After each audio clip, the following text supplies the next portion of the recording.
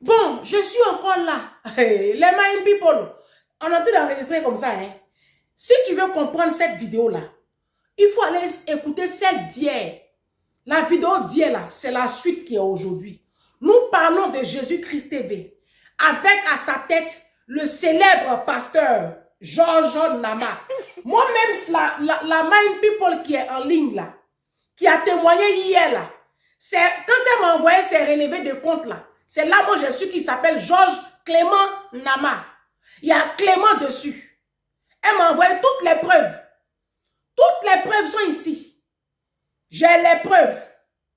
Elle m'a envoyé les photos qu'ils ont pris ensemble à une occasion, quand il est venu dernièrement. Elle m'a envoyé tout. Bon, elle m'a envoyé beaucoup de choses. Elle m'a envoyé des audios. Beaucoup de choses. Maintenant, ce que la Mind People demande, elle et son mari, que Georges se répande publiquement. Parce que c'est un démon. Et elles veulent ouvrir, attends, il y a bien mon saisi musclé. Elles veulent ouvrir les yeux de beaucoup, parce qu'il y a beaucoup de personnes qui sont encore captifs de ce gros bandit-là.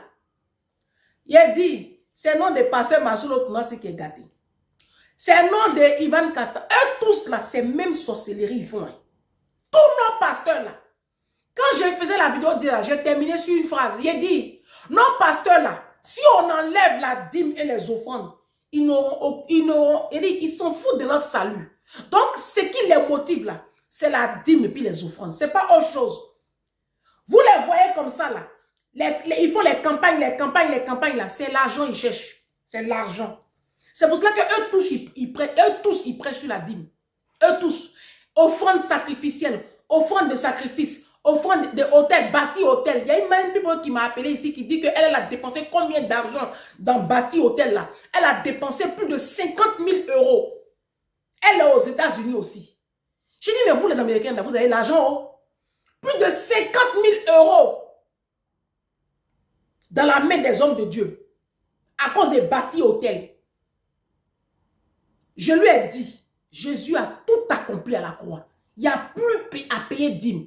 Même les offrandes là, c'est juste de façon libérale. Comme l'apôtre Paul le dit. Pour participer aux charges de l'église. Mais ce n'est pas une obligation. Donc on continue avec Mireille. Mireille va continuer à nous expliquer ce qui s'est passé avec Georges de Jésus-Christ TV. Mireille, on t'écoute. Oui. Donc, je disais, je vais reprendre par rapport à cette affaire d'accouchement à la maison. Moi, ça m'avait quand même un peu choqué parce qu'il met beaucoup l'accent dessus. Attends, excuse-moi. La vidéo d'hier, je l'ai coupée parce qu'elle parlait sur l'accouchement. Georges, oui, dans ses prêches, il dit que les femmes aujourd'hui ne doivent pas avoir péridurale et elles ne doivent pas accoucher à l'hôpital. Vous comprenez? Vous savez, c'est ce genre d'homme-là. Moi-même, c'est pour cela que ce monsieur-là, il ne m'a jamais rien dit. Parce que je n'aime pas les églises où les femmes se voilent. Moi, à partir du moment où on dit femme ne porte pas pantalon, femme ne porte pas maquillage, femme ne fait pas ceci, c'est comme ça que même le pasteur Christian que j'écoute, un moment, je me suis séparée de lui. Justement parce qu'il me saoulait avec cette histoire-là. Mais dernièrement, il s'est ressaisi. Hein. Afin de dire, là, il est venu dire que, je suis sûr qu'on lui a envoyé mes vidéos. Il est venu dire ici, je vous ai montré, que nous qui sommes en Jésus, la dîme n'est pas une obligation, c'est vraiment juste une contribution pour aider l'œuvre de Dieu. J'ai dit, mais il faut nous dire ça. Et après, il a dit encore que ce n'est pas tellement le maquillage, les pantalons qui vont vous emmener à l'enfer, c'est l'esprit qui est derrière. J'ai dit, mais vous seul, vous allez confesser. Appelez-moi la légende. Moi, je suis la vérité. Tous nos pasteurs là m'écoutent. Tous les hommes de Dieu m'écoutent. Et aujourd'hui, là, ils sont en train d'ajuster. Ils s'ajustent. Je n'ai pas encore fini avec le pasteur Maslow Tunasien. Il y a une chose qui se passe 2 jours là. On va en parler. Il faut parler, ma soeur. Oui, donc par rapport à l'accouchement, comme je disais, il enseigne beaucoup à la femme d'accoucher à la maison. Et moi, de toutes les manières, ça, c'est pas possible pour moi. Malgré que je sois avec lui, moi, j'ai accouché à l'hôpital, donc c'est pas possible pour moi. Et puis, dernièrement, donc la dernière fois que j'ai eu sa femme au téléphone, c'était, comme je l'ai dit, au mois d'août 2025 de cette année. Et puis, on était en train de parler. Et là, elle se confesse. Moi, j'étais choquée. Elle a commencé à parler de son fils. Parce que quand on a parlé de son fils, À l'époque, il nous avait dit d'enlever notre bouche dedans. Donc, quand elle commence à parler de son fils, moi, je fais ma bouche puisque je n'ai pas le droit de mettre ma bouche dans son histoire de son fils. Et elle me dit, parce que Georges nous avait dit à l'époque en 2024. Les femmes, excuse-moi, les femmes des pasteurs là, elles souffrent vraiment, hein? Oui, elles souffrent. Elle me dit, en fait, depuis 2024 que son fils est parti, elle est malheureuse. Elle pleure tous les jours, tous les jours, tous les jours. Et que son fils, elle appelait mon petit papa. Que quand il finit de travailler, c'est lui qui vient repasser les habits. Mais l'enfant, il est traumatisé. L'enfant est fatigué. Oui, qui s'occupe en fait des enfants. J'étais choquée alors que Georges nous disait en 2024 que lui, quand sa femme est partie, son fils est parti, ils sont tellement heureux, elle est heureuse. Mais moi, elle pleure tout le temps. J'étais triste en tant que maman. Je me suis dit, ton enfant part. Et elle pleure, elle me dit, je pleure, je suis malheureuse. Et je ne sais pas si je pourrais le voir jusqu'à la fin de ma vie. Aïe, et pourquoi? Ben parce que son fils, il ne s'entendait pas avec eux. Et puis, je ne sais pas, moi je pense qu'il a chassé. C'est ce que moi, voilà, il a chassé parce que son fils... Et comme elle est sous l'emprise de son mari, elle peut pas chose. Parce que lui, il prêche ça, hein. C'est la soumission où on se couche par terre, là. C'est ce que lui, il prêche. Exact. Donc, il peut rien dire. Donc, moi, j'étais vraiment triste par rapport à cette affaire. Je me suis dit, oh là là, quelle tristesse, quoi. Et après aussi, par rapport, elle m'a parlé de ses 2 derniers accouchements. Et là, j'étais choquée. Elle dit, elle accouche à la maison. Elle accouche à la maison, mais elle dit qu'elle a accouché à la maison son enfant dernier, là, qui était plus de 5 kilos, là. Dès qu'elle a accouché, directement, l'enfant est parti en urgence à l'hôpital. Et l'enfant a fait 1 mois à l'hôpital. Je dis, ah, ça, il ne dit pas. Elle a eu des complications et elle a des problèmes cardiaques. Je dis, ben bon, lui, il enseigne à la femme d'accoucher à la maison, mais il ne dit pas que juste après l'accouchement, peut-être dans les 30 minutes, ils ont pris l'enfant parce que c'est aux États-Unis. Quand elle accouche à l'hôpital, elle m'a dit avec la sage-femme, ils ont une camionnette médicalisée qu'elle a en cas de danger. Donc, ils ont pris l'enfant rapidement sans la mère. Ils sont allés mettre directement l'enfant à l'hôpital et c'est Georges qui suivait. Parce qu'elle dit à l'hôpital, l'enfant avait tellement plus de 5 kilos que, comme c'est un enfant noir, quand la sage-femme blanche a pris l'enfant, les gens ont dit, mais tu as ramassé un enfant dans la rue ou quoi? C'est quel bébé de 3 mois que tu as ramassé dans la rue? Tellement il était gros. Et puis la sage-femme a dit, non, non, c'est pas un bébé de 3 mois, c'est un nouveau-né. Voilà son père qui est derrière. Georges, il tremblait. Je dis, mais ça, c'est pas bien. Pourquoi il ne dit pas aux gens qu'après, il y a des complications et que son enfant se retrouve 1 mois à l'hôpital et que sa femme aussi, elle a eu des problèmes cardiaques. Elle a dit, maintenant, ça va bien, mais son cœur, je me suis dit, mais c'est pas possible. Les femmes des pasteurs, là, elles souffrent, hein? Et là, moi, ça m'a choqué. Mais je ne pourrais rien dire. Moi, je l'écoutais parce qu'ils nous ont dit de ne pas mettre notre bouche dans leur affaire. Donc, moi, j'écoutais. Mais j'étais triste pour elle et j'ai compris comment elle est malheureuse. En fait, il a fait souffrir. Il lui fait subir des choses. Elle peut rien dire. Elle peut rien dire. Mais quand ils sont venus chez nous, ils se sont fait passer pour des gens importants. Mais quand je les regardais, ils n'étaient pas importants. En fait, ils venaient chez nous, quand on se promenait, il fallait qu'ils disent à tout le monde qu'il était américain. Donc les gens disaient, ah, vous êtes américain, vous parlez bien français. Il dit, oui, je suis américain, je parle français parce que j'ai étudié le français. Mais dis aux gens que tu es d'origine camerounaise, que tu as fait toutes tes études au Cameroun et que tu es venu aux États-Unis et que tu as été naturalisé américain. Il n'a jamais dit ça aux gens. Il a dit qu'il est américain. Les gens disaient, mais vous parlez bien français quand même pour un américain. Oui, oui, oui. Oui, j'ai appris le français à l'école. Donc c'est un mythomane alors. C'est un mythomane. Oui. C'est ce qu'il disait. Donc, mais toi-même, tu m'as dit, hein, j'ai écrit, tu m'as dit, il s'est accroché à nous avec une ruse diabolique. Quand il a compris qu'on avait beaucoup d'argent. Oui, oui, il s'est accroché à nous.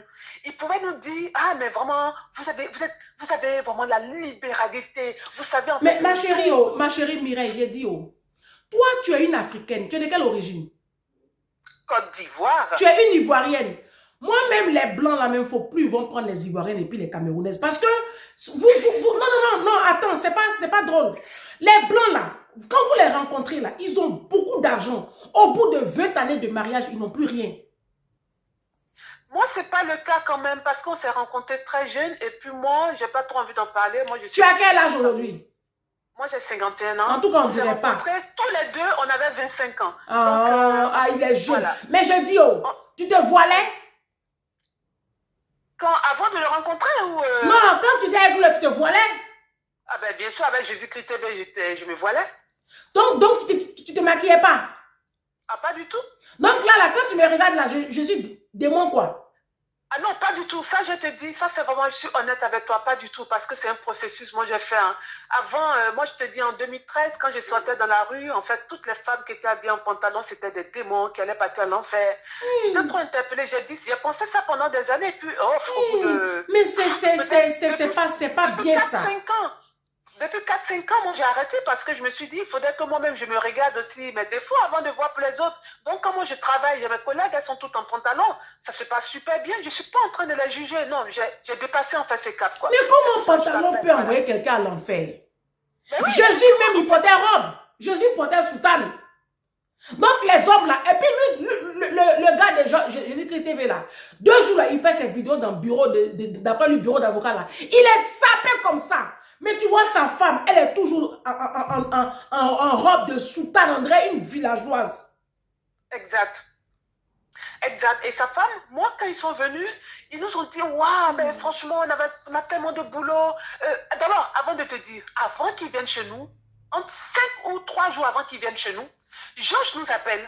Ben, nous, on était contents parce qu'on préparait la venue, quoi. On était encore dans l'aveuglement, mais en même temps, moi, je me suis dit, s'il vient, comme je le répète, je vais savoir si c'est un vrai ou un faux, parce que mon mari, il était envoûté. Et c'est vrai, il était trop envoûté par Georges. Je lui disais, mais c'est pas possible. Et il s'est dit, non, mais Mireille, on pêche. Mais si tu fais, c'est parfois l'œuvre de Dieu, mais si c'est pas bien, répands-toi, t'es en train de pécher à penser comme ça.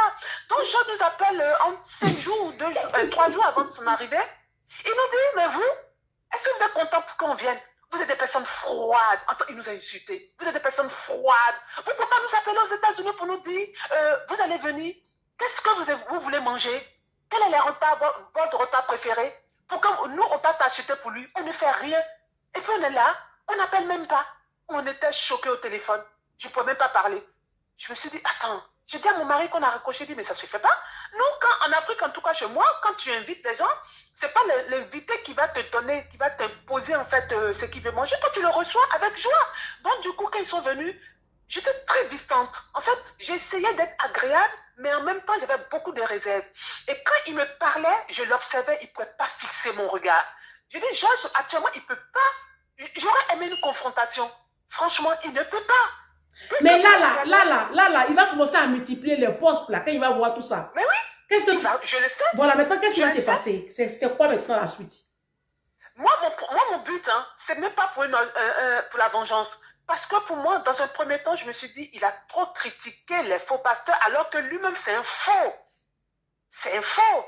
Donc, si toi, tu es faux, que tu critiques les faux, mais à un moment donné, répands-toi. Et moi, pour moi, il est tellement orgueilleux qu'il ne pourra pas se repentir. Pour moi, il est en train de tomber. Mais j'ai pitié pour sa femme et ses enfants. J'ai pitié pour sa femme et ses enfants. En fait, elle m'a dit tellement de... On ne peut pas tout dire, mais ils sont misérables. Là, il est là, il se vante, son bureau, tout et tout. Ok, bureau, mais ta vie, elle est quoi? Mais ta vie, c'est même pas la peine. Lui, quand il voyageait en classe, la dernière... Il te dit ce qui s'est passé. Là, il dit, il a fait son cabinet d'avocat. Effectivement, il a ouvert son cabinet d'avocat. Mais moi, ce que je dis, c'est qu'avant, il était peut-être assistant, je ne sais pas quoi, avocat, et à un moment donné, il ne travaillait plus. D'accord? Donc, il ne travaillait plus, il a commencé à faire à fond Jésus-Christ TV. Et après, il a sa femme qui subvenait aux besoins. Donc, il nous a dit, hein, devant tout le monde, on peut retrouver la vidéo, il est parti retravailler. Mais je ne sais pas s'il a retravaillé longtemps. Parce que moi, je sais qu'il est reparti, vous pouvez être saisi, il est reparti en formation en 2024. Je me suis dit, quoi? C'est de l'argent que nous, on lui donnait? Nous, on va travailler, on s'essaye, on lui donne l'argent, il va prendre pour payer sa formation. Et l'école dans laquelle il est parti à l'université au Texas, cette école, en fait, le coût minimum pour un résident texan, c'est pas moins de 10 000 € pour des coûts à temps partiel. Donc, je me suis dit, quoi? C'est là qu'il a eu son dernier diplôme, s'il le dit. Moi, je n'ai pas vérifié, vérifié le diplôme, puisqu'il affiche, hein, vous pouvez aller voir sur sa page Facebook d'avocat. Il met bien son diplôme. Il est tellement orgueilleux, je me suis dit, c'est pas possible. Georges, c'est pas possible. Alors que lui, il enseigne l'humilité. Mais il n'est pas humble. C'est pas quelqu'un d'humble. Et je vous dis, lui, il n'aime pas la contradiction. Il n'aime pas la contradiction. Si tu te poses à lui, il te casse. Mais moi, il ne me faisait pas peur, en fait. il me faisait pas peur, mais il me fait même pas peur en fait. Je me suis dit, je me suis laissé endoctriner. Nous sommes laissés endoctriner. On a été naïfs en fait à l'écouter toutes ces années. Donc, il dominait sur nous. Il avait ce pouvoir en fait. Donc, je vais vous expliquer. Mais est-ce que même les hommes de Dieu, là, ils ne vont pas chez les marabouts même? Mais c'est ce que je me dis. Parce que j'ai dit à mon mari, c'est pas possible que tu sois envoûté comme ça par Georges. C'est dimanche dernier qu'il a vraiment compris que c'était un mythomane. Mais pour lui, il me disait, non ma chérie, mais quand il a vu les postes, tout ça, dimanche, il a commencé à ouvrir les postes, les yeux, le poste que Georges envoyait lundi, il a dit, non, c'est pas possible, c'est grave. Je commence vraiment, c'est grave. Il a dit, oui, on a ramené quelqu'un qui aurait pu peut-être, non mais, un sorcier dans la maison. Moi, c'est ce que je me dis.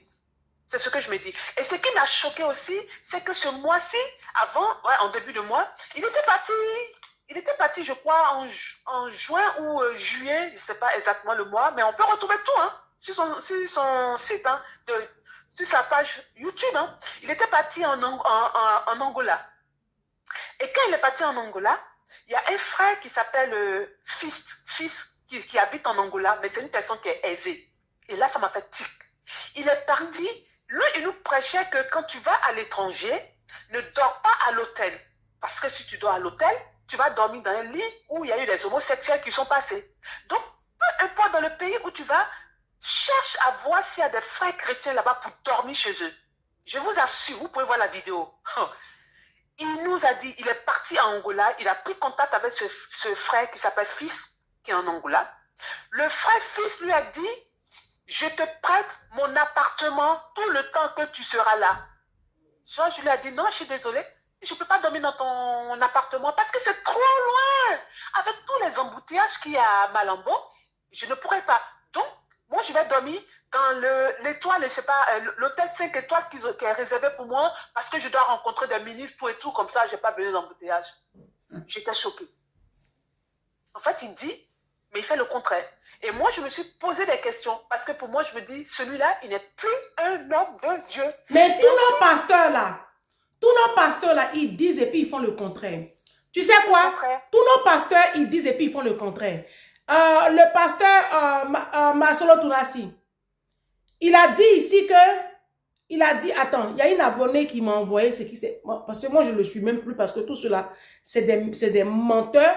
Regarde le pasteur Masolo Tounassi, elle me dit, maman Ange, il faut parler de ce théâtre. Le pasteur Masolo Tounassi, c'est pour vous dire qu'ils disent, hein, mais ils ne font pas. Voilà. Le pasteur Masolo Tounassi déclare qu'il a fait un mariage religieux avec sa nouvelle femme, Aïcha, et que légalement, il n'est pas marié au Congo. Donc, qu'il est encore veuf, vu la constitution du Congo. Maman Ange, pardon, s'il te plaît, faut demander, faut faire une vidéo pour dire aux femmes la différence entre le mariage religieux et le mariage civil. Tu vois? Maintenant, il dit, maintenant, la dame écrit, moi je lui ai répondu, j'ai dit, mais en fait, il y a un problème. Tu parles de quoi? Il n'a pas fait le mariage religieux avec Aïcha là. Elle dit non, il n'a pas fait de mariage religieux. Il n'a pas fait de mariage civil, il a fait un mariage religieux. J'ai dit, mais c'est pas possible. C'est pas possible. C'est pas possible. La Bible dit, soyez soumis aux autorités. Lui-même, Masolo Tounassi, il a dit dans plusieurs vidéos que avant de venir vous marier à l'église, passez d'abord à la mairie. Donc, il ne peut pas faire le contraire de ce qu'il prêche. Merci. Tu vois? Merci. Ça, c'est pour, en fait, c'est pour te rejoindre. Tous nos pasteurs là, tous nos pasteurs que vous voyez sur la toile là, ils font le contraire de ce qu'ils prêchent.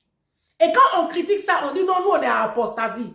Ivan Castanou dit que nous on est à apostasie, que nous on n'a qu'à prier pour eux. On ne peut pas prier pour vous.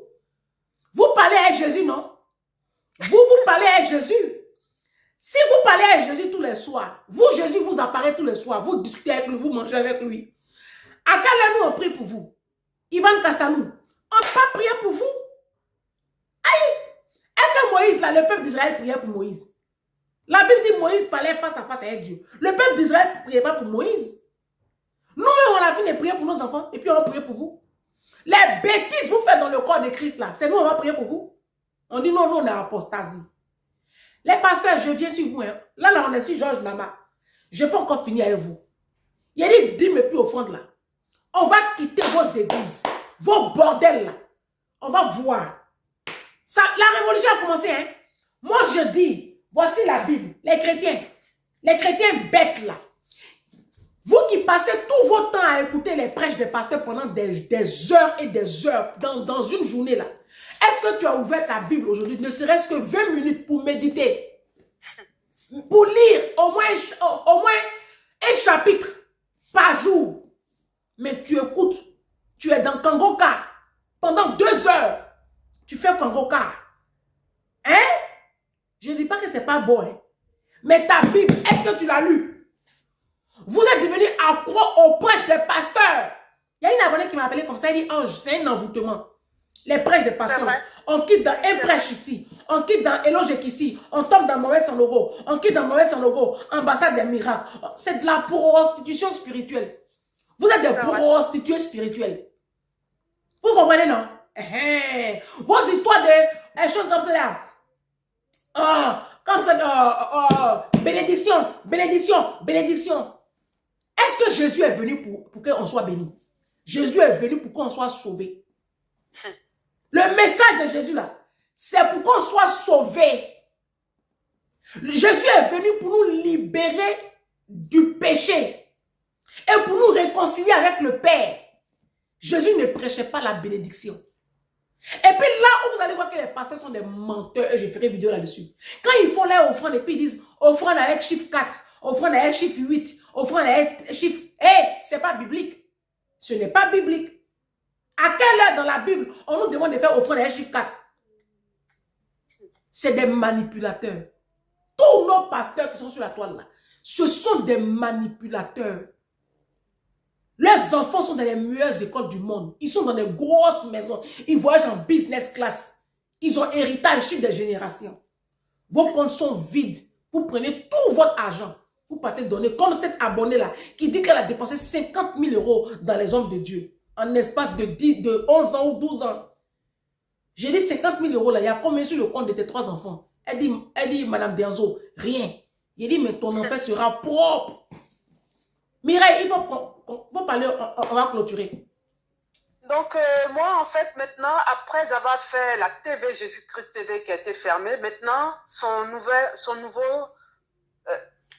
chose, moi j'appelle ça facho, c'est sa nouvelle application qui va impacter le monde. Que lui, pour cette application, il a dit, hein, si c'est Zoom, vous pouvez aller voir, il est parti voir, je sais pas, Google, avec un de ses copains, moi j'appelle ça copain, donc ce copain qui se cache aussi. Donc, ils sont allés voir, tout a été débloqué et cette application, en fait, ça va impacter le monde. Mais, mes frères, il faudra financer quand même, il faudra participer. Parce que déjà, les factures arrivent. 5 000 € de dollars qu'il doit payer par mois pour les factures de cette application. Tu vois comment ça commence? Lui, moi, j'avais toujours dit à mon mari, mais lui, avant qu'il s'assied, c'est qui l'a envoyé pour ouvrir toutes ces applications? Et toi, tu n'es pas la seule à donner autant d'argent. Hein? Tu n'es pas la seule. Oui, certainement que vous êtes des centaines à lui envoyer 1 800, 2 000 $ tous les mois. Oui. Vous êtes au moins une bonne cinquantaine au moins. Donc, ça veut dire qu'il vit avec votre argent, le fruit de votre travail, l'héritage de vos enfants. Et pendant ce temps-là, eux, les pasteurs, non, les Africains, vous n'allez pas vous réveiller. Mais Mireille, on va clôturer parce que comme j'ai ma petite là qui m'attend, on va clôturer. L'enregistrement se passe en semaine. Elle a cours demain. Et comme Mireille n'a pas le temps, j'ai dû faire l'enregistrement pour que après, je sais pas, la vidéo passera en tout cas ce week-end-là. Donc, Mireille, ton mot de fin. Ben, mon mot de fin, c'est vraiment que nos sœurs, surtout les sœurs, c'est les sœurs qui entraînent en fait les époux dans toutes ces choses parce qu'il y a plus de femmes là-bas. Ah, toi, tu as entraîné ton époux hein, comme une vraie Ivoirienne. De toute façon, comme Ivoirienne est bête. Voilà. Donc, ça peut dire à toutes les sœurs qui sont là-bas d'ouvrir les yeux. Moi, ce que je voulais leur dire, si j'ai fait ce témoignage, c'est pas parce que pour dénigrer, mais c'est la vérité. Si elles trouvent que ce que je dis est faux, qu'elles aillent faire leurs propres recherches et qu'elles mettent de côté tout ce que je leur dis. Il ne faut pas qu'elles soient manipulées. Elles ont besoin d'être affranchies, être délivrées. Parce que c'était impossible, même pour ces sœurs-là, ce que je trouvais très bête, c'est même en été, mais même pas mettre un vêtement manche courte. C'était un péché parce qu'on voit les bras. Mais on est dans une secte. Il faudrait qu'elles ouvrent les yeux. Et surtout, il ne faut pas qu'elles pensent qu'elles sont les meilleures chrétiennes. Elles vont aller au paradis. En fait, c'est sur la voie de l'enfer, elles sont. Et que il faut qu'elle cherche à appeler la femme de Georges, Comfort Nama, Mapanga, là, Panga ou Pango. Il faut qu'elle cherche à l'appeler. Je vous dis, elle tremble actuellement. Même décrocher les téléphones, impossible. Avec tout ce qui se passe, Georges n'a même pas été capable de prendre le téléphone pour nous appeler. Mais quand c'était notre argent, ah ben, il nous appelait. Maintenant, on est personne non grata et il envoie chaque fois depuis dimanche qu'on lui a dit de nous rembourser notre argent. Regardez sur sa page Facebook, il commence à envoyer des messages, des faux chrétiens, tout et tout. En fait, c'est adressé à nous parce qu'il sait qu'il va être démasqué. Mais c'est pas qu'il va être démasqué, il est démasqué au nom de Jésus-Christ. Et ce sera terrible pour lui. Il est démasqué et c'est fini pour lui. Voilà, c'est ce que je voulais dire. Ah, merci Mireille. Merci. Moi, je vais dire aux chrétiens, vous savez, tout ce qu'on fait là, ce n'est pas pour que votre foi s'ébranle. Moi, je dis, c'est parce que vous n'avez pas encore expérimenté Jésus. Le jour où vous allez rencontrer Christ, vous allez quitter les églises là. Vous n'allez plus courir derrière un homme de Dieu. Vous n'allez plus chercher délivrance. Vous n'allez plus courir derrière un homme de Dieu. Je vous promets, le jour où vous allez rencontrer Christ. Et le Christ là, on le rencontre dans le silence de son cœur. Vous comprenez? Il dit, je me laisserai trouver, dans Jérémie 29, je me laisserai trouver par celui qui me cherche de tout son cœur. Cherchez Jésus. Ce n'est pas, Jésus là, ce n'est pas la chose des blancs. Hein. Cherchez le vrai. Cherchez le vrai. Il va se révéler à vous. C'est moi, je vous dis. Jésus là, il est vrai, ce n'est pas du jeu. Vous comprenez? Maintenant, ce qu'on vient de dire là, ne régnez pas à Christ. Hein. Jésus lui-même, il avait dit ça. Il avait dit ça dans sa parole. Il a dit qu'à la fin des temps, allez lire le livre d'Ézéchiel. Allez lire Ézéchiel. Il faut prendre Ézéchiel. Tu lis tout Ézéchiel. Tout est là-bas. Il a dit ça. Il dit qu'ils viendront en mon nom. Ils viendront en mon nom. Et ils vont faire des miracles. Comme moi je l'ai fait. Ils feront des miracles aussi. Mais je ne suis pas avec eux. Vous comprenez? Ils font des miracles. Mais Jésus n'est pas avec eux. Quand Moïse était devant Pharaon, et puis Moïse faisait des miracles pour montrer à Pharaon qu'il servait un grand Dieu. Pharaon aussi avait appelé ses magiciens. Et les magiciens aussi faisaient des miracles. Comme Moïse. Vous comprenez? Voilà. Donc, ne pensez pas que miracle, ça veut dire que Jésus est là. Ça ne veut pas dire que Jésus est là. Là où vous allez reconnaître que Jésus est là, c'est la compassion et puis l'amour. Nos hommes de Dieu ne manifestent aucune compassion, aucun amour. Parce que, c'est quoi la compassion? La compassion, c'est de ne pas dépouiller un peuple pauvre. Les Africains sont déjà pauvres. On est issus de familles pauvres. Mais les pasteurs là n'ont pas pitié et ils continuent de vous spolier. Alors qu'eux, ils sont dans des palais, des châteaux. Ils roulent dans des grosses voitures. Ils viennent ici à la diaspora. Ils vous demandent offrande de 2 000 €, offrande de 10 000 €, offrande de 15 000 €. Et puis vous donnez. Leurs enfants sont en privé. Leurs enfants ont chauffeur. Leurs enfants ont des comptes bancaires blindés. Faites beaucoup attention à tous nos pasteurs que vous voyez là. Même ceux qui affichent une humilité simple. Même ceux qui affichent une simplicité de vie. Oui, eux tous, ils gagnent dans l'affaire de Dieu là. C'est business. Jésus là, son nom seul, ça change la vie. C'est business. On n'a qu'à enlever 10 et puis offrande. Vous ne verrez aucun pasteur sur la toile. Aucun. Pasteur Mohamed Sanogo, Ivan Castanou, Jésus-Christ TVO, comme ça déjà, EMS et TVO, Maman Seka Olgao, tous vos pasteurs que vous connaissez là, ambassade des miracles, tous les pasteurs du monde entier. Si on dit qu'on ne donne plus de 10 et plus offrande, vous n'allez plus entendre un seul.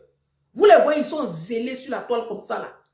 Ce zèle qu'ils ont là, ce n'est pas pour votre salut. C'est pour se remplir les poches. Les Africains, le jour où vous allez comprendre ça. Le jour où vous allez comprendre ça. Je vais faire une vidéo sur les pasteurs.